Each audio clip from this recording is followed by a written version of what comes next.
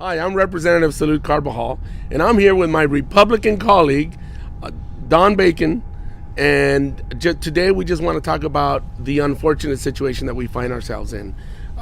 There's got to be a bipartisan solution to keeping this government open, and we have been working hard together on a number of issues and bills in a bipartisan way, and we think a bipartisan solution is possible. Absolutely, and Don Bacon, and I really enjoy working with Salute Carbajal. He's a Marine background. I'm an airman background. Have an Air Force background.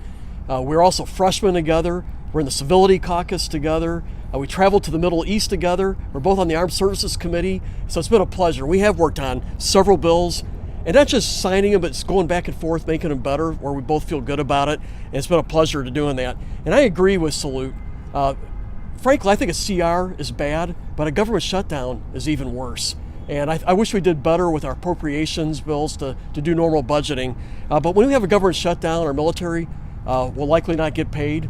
Those are some proposals to change that. Our federal employees won't get paid. Those who are lost in action in the Middle East, their families don't get those benefits until government reopens. So we owe better. And we have a chance to get CHIP done. That is very much needed. So that is something we can say that we've gotten done together.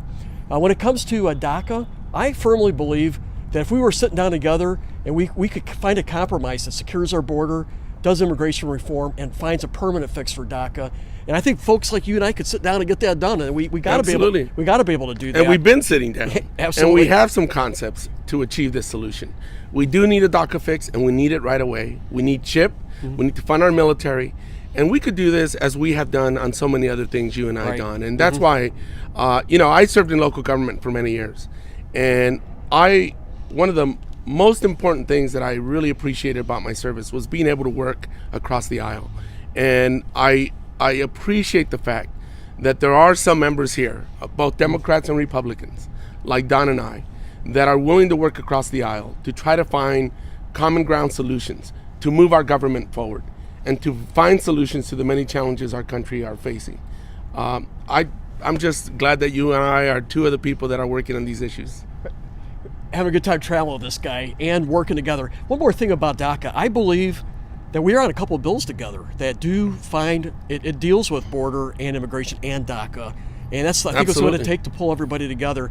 And being that we're on the Armed Services Committee together, we know that we got to come up with an appropriations process that funds our military. We can't do 36 CRs and doing what we're doing, fighting two wars. When we were in the Middle East together, we heard about pilots who were getting 11 hours a month flying for training, unsat. And there's so many different examples. We know we owe our military better, and we got to work together to do it.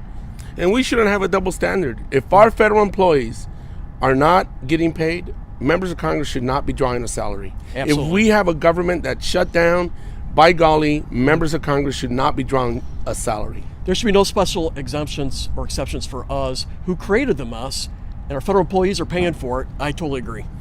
And we need to make sure we keep this government open because so many people depend on our services and programs, and it's irresponsible to do so.